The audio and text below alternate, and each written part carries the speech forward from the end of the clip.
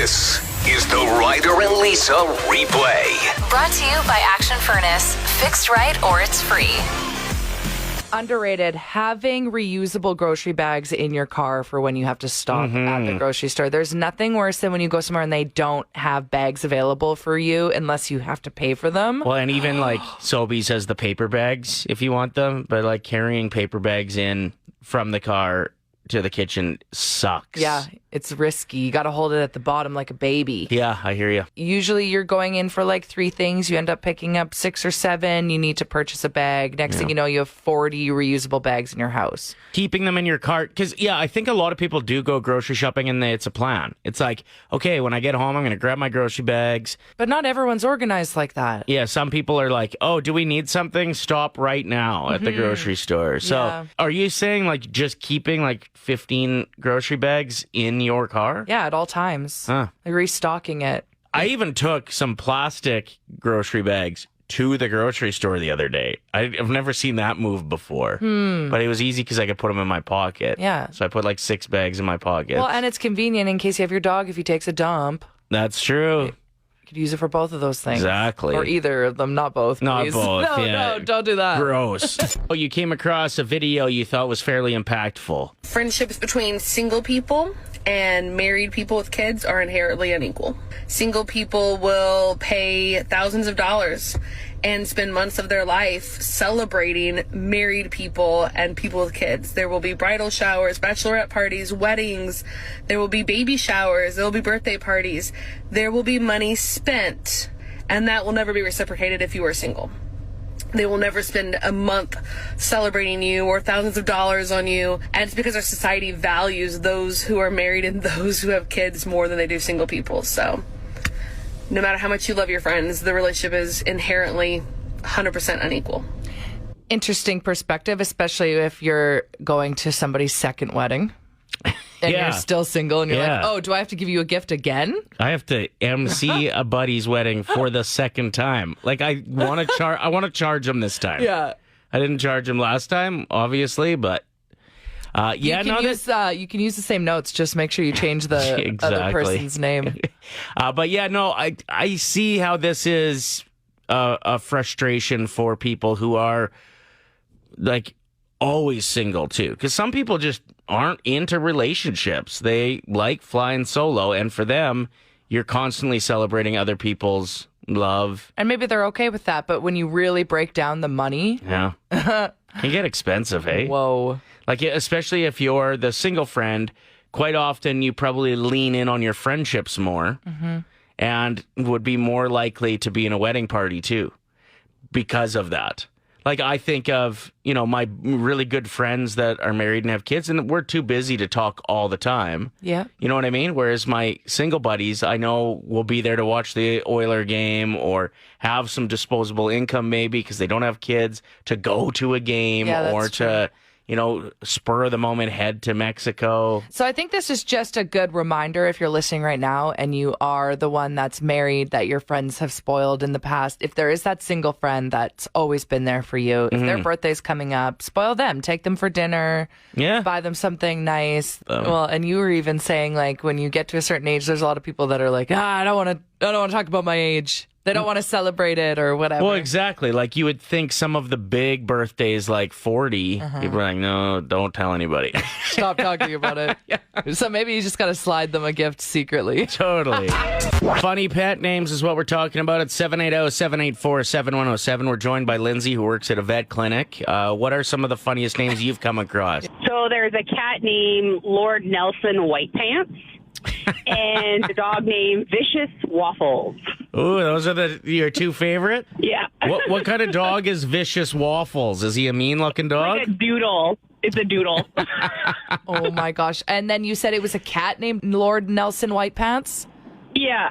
So does the cat just have white legs? Yeah.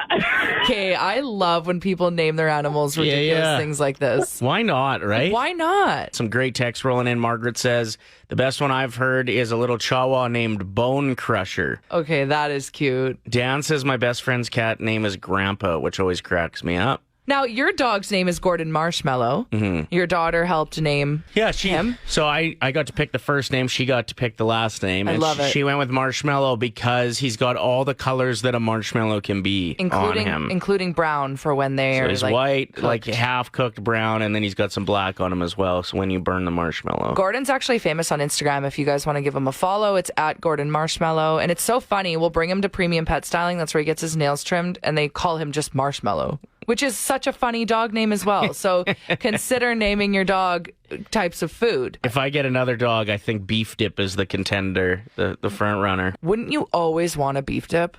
Good point. Like, Never now thought that of you that. said that, I could go for some au jus. Dang, good Dang. point. My uncle's dog is DOG. Is a text we just got. And Jen says, my parents' pug is named Jessica, but then it went to Jessie, and then it was Jessie's girl, then gull, then Gullas. And now everybody calls it Gullas, and I never even hear Jessica anymore. That's its name. My cat's name is Stink. Stink?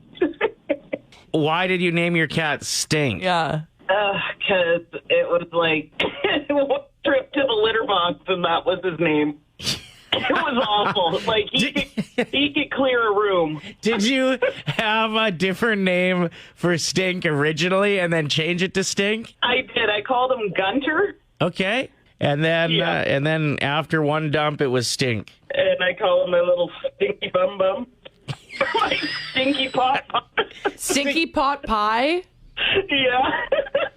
Thank you for the call. We appreciate it. And that is so funny because over the weekend we had a coworker over for a fire. She's so funny. Her name's Jen, and she was telling us about her childhood dog. It was originally named Shiloh, but it was such a stinky dog that they just renamed Changed its name. It was just Stinky for the next 15 years. So her dad had to call her one day after she moved out, and he had to be like, Jen, Stinky died. Any sentence like Stinky ate the stairs again. Right. And apparently Stinky was just the worst dog. Ugly, mean, terrible. So when they all got together to reminisce about this dog, the only stories they had were awful stories. Right. And so they're like, why did we care so much about Why are we Stinky? sad? I came across something that I wanted to read to you that seems to make a lot of sense. This is about making friends as an adult. It's so hard. And just the things that you go through. So this is a step-by-step of making friends as an adult. Number 1, you say, we should hang. Number 2, you do not hang. Number 3, you say, we should hang 6 months later. Then you cancel. Then you reschedule. Then you respect their cancellation. Because you also didn't want to get together. Totally. Then you reschedule. Then you actually hang. And you say, wow, we should do this more often. And then you die. That's pretty much the life of making friends as an adult. It's true. And every time I've ever asked another adult for their phone number, especially if it's a woman, I always find myself saying, I'm not trying to sell you something. An MLM. This is not a pyramid scheme. Right. I just want to hang out because I will never forget being in the gym shower once and overhearing a woman starting a conversation with another woman who was just trying to do her makeup and get ready to go back to work. And she just sounded real sweet, started talking to him. I'm like, oh, cute. Maybe they'll start hanging out. And then she goes, can I have your phone number? And I just knew, like, there's just the way she said it. I was like, oh, yeah, that's an MLM. Yeah. Your book club's a good way for adults to become friends, eh? Yeah, there's actually about 5 women in my book club that are now best friends, and they met in my book club. It's awesome. So there's a lot of women that move to Edmonton that don't have any friends here, or all of their friends are really busy with their careers, with their kids, and they can't get together on weeknights to go for wings with us or whatever it is we're doing. One time we went to the gun range. That was super fun. We go to cafes, we go to bars, we sit outside near the bridge. So if you are looking to hang out, and there's so many women that don't even read the books. Right. There's a couple of them that can't even read. No, that's not true. But yeah, if you want to get in on my book club, it's really fun. You can just follow on Instagram, Lisa's Ladies YUG. We are taking the summer off because there's lots of people taking vacations, but we'll have a new book up and running for September. What's the best way that you've figured out how to meet adult friends? That's a meet new great people question. as an adult, yeah. Slow pitch would definitely be the answer for me. Okay. I thought soccer would be too, but I'm just too exhausted to talk to other people the entire time. I'm just You're like, just gassed. yeah. I can't string together a sentence. Slow pitch seems to work all right, though. I love this text from Jessica. One way I've been able to make new friends is helping their friends finish projects around the house. I will bring food, beers, learn some skills, grab some grub with them and go home. And then you just keep in touch through that. So being a helping hand, Yeah. I mean, our friend Chad Cook, he spins live on our station every Friday. He's that kind of person that will help anyone, even if he's only met them a couple times. Sure. And then they become lifelong friends. Yeah. Like, he probably has more friends than anyone else I know. Well, I'm just useless when it comes to most helping hand stuff. Like, I can move things, but as far as like electrical or plumbing, I don't really have any gifts to offer. So I guess I bartend. I can whip up drinks while everybody else does the work. Your presence is a gift. Thank you. You're welcome. Damien hit us up, and I really like this text. I think this one a lot of people could use. I've made a big push to make friends with my neighbors, which has really paid off, as I'm kind of an out-of-sight, out-of-mind friend. But when I see these people on a regular basis who are now my friends, I'm constantly making plans. Other bonuses include you have people looking out for you and your family and your property. Yeah, because if you have their phone number, that like we have neighbors that text us when they see something suspicious or the garage is open or whatever it is. Plus, I'm saving a lot of money not Ubering to buddies' houses anymore and just walking next door instead. Your best friend moved to St. Albert, and he's got like a full crescent of best friends. Are you kind of jealous? Well, I'm talking to him less now because he's like this. He's like Damien who texted in. Yeah, in that with like his neighbors all the time. Exactly. Doesn't want to travel to Mill Woods to hang with you. Yeah. That sucks. You got me. Yeah, it's fun. This text from Josh says, I make friends in the smoke pit. Everyone should just start smoking. That's actually a really good point. I mean, we don't want to support. No, not that everyone should start smoking, but yeah, I think he's joking. You do meet a ton of people. I spent a good majority of my adult life and teenage years smoking, and you do meet a lot of people. Just like outside of a pub, outside of work, you end up developing your work friendships with people. Like, I felt like I became more antisocial around work here when I quit smoking a few years ago. Oh, interesting, because you never had those moments where it was like a certain time of the morning A good and you'd laugh. always go out. Yeah, a good laugh at 10:30 with a couple coworkers. Yeah, you don't have that. Oh, dang. I might have to start again, maybe don't smoke. What if you could start like a... What else could you do? Go outside and chug a bottle of water together, something real healthy. Nobody would sign up for that. Good conversation, considering I'm a foreigner and trying to make friends is pretty hard, so I'm all ears. Have you figured anything out yet that works pretty good? No. I play soccer. I'm trying to get into a softball team now for the summer. I have been for the last couple of summers because I figured that'll be the best way. I can't keep going to the bar and getting freaking wasted because I never remember anyone's names and where they are. That's just a lost cause. Lost cause. That would be a great name for a bar that you would go to. Yeah, but it would also be really sad if you were a regular. 5 simple words. $1,000. It's Ryder and Lisa's 1K wordplay. Sorry, my mic was on when I cleared my throat there. Oh, I didn't notice.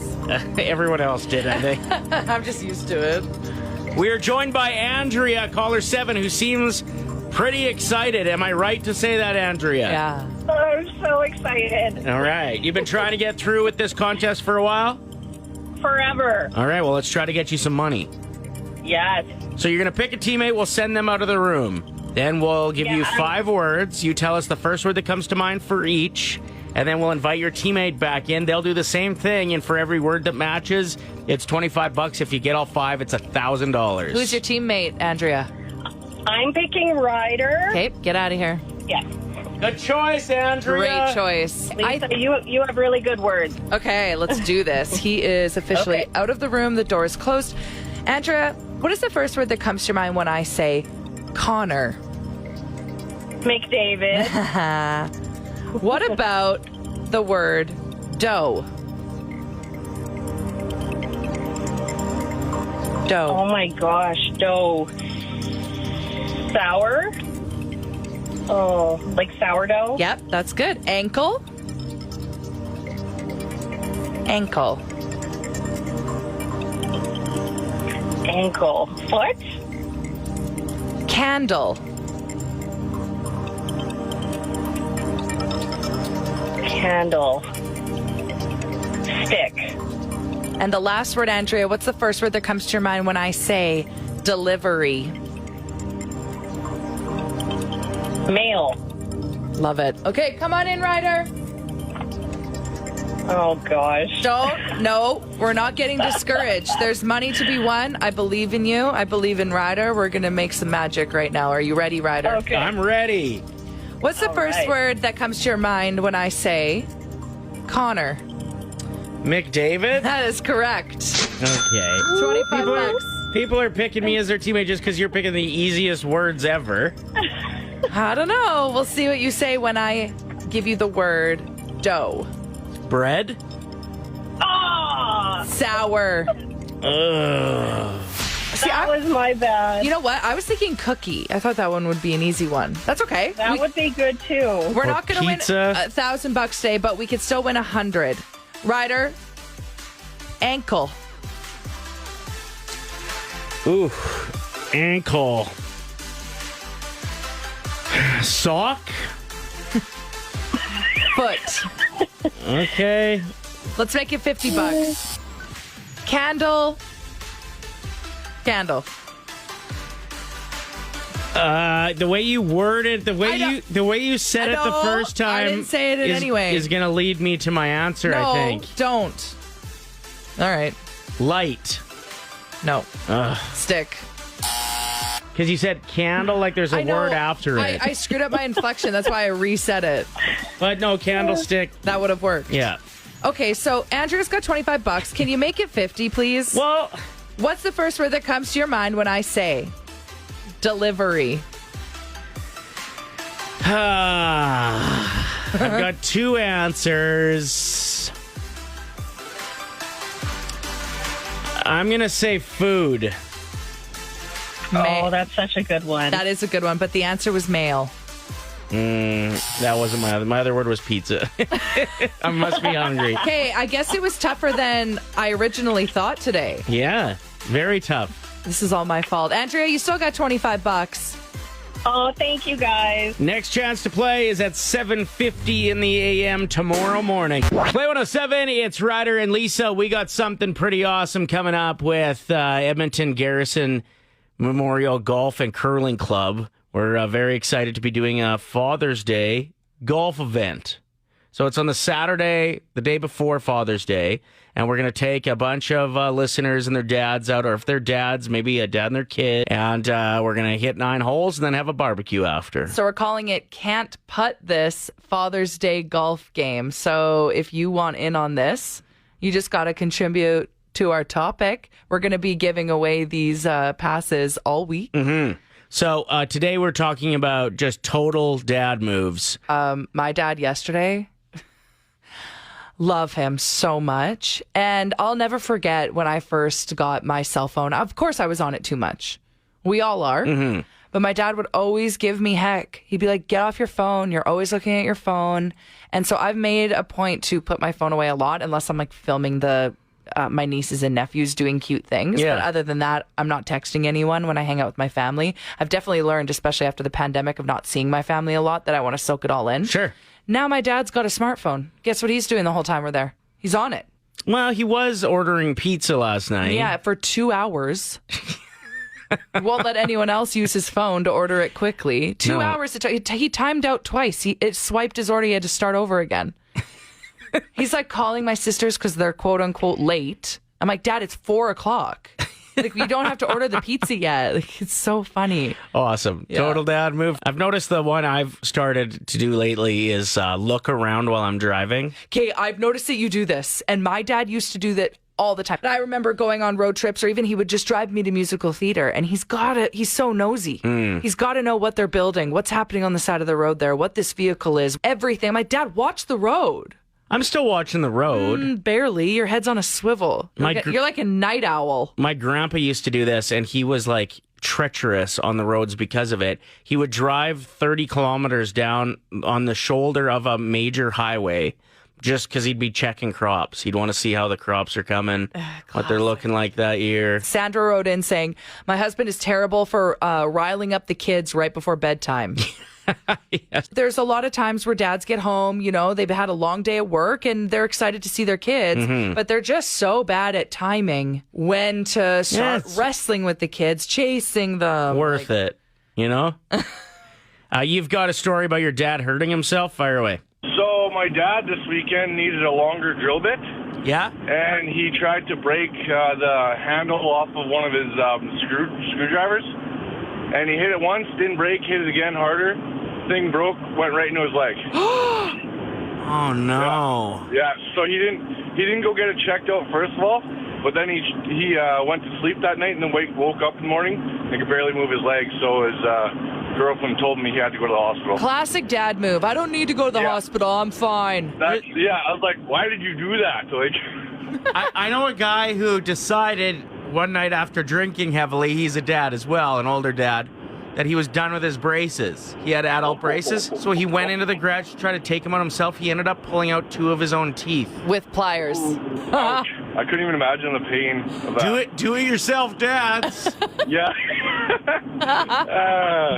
Good morning, Ryder and Lisa. My dad used to be an elevator installer. One day, a safety switch failed while he was in the shaft, and the elevator dropped a few inches while his hand was on the ledge. No. It chopped off his pinky. What? He wrapped the wound with electrical tape and went back to work. I couldn't even go back to work if I saw that on somebody else. I'd be like, nope, I need the day off. This is too messed up. Laloon wrote in saying, my dad, oh my God, you guys. He's a lot older. Years and years ago, when CD players were a thing, I bought him one that had the CD and dual tape player, the radio, everything. Also, I burned him a CD with all of his favorite songs on it so they'd all be in one place. Do you want to know what he did with that CD I burnt? He found a way to transfer the songs back onto a tape so he could listen to them that way. Cassette wise. Even though he had the system that had a CD player in it. So awesome. The Ryder and Lisa replay. Brought to you by Action Furnace. Fixed right or it's free. Play 107.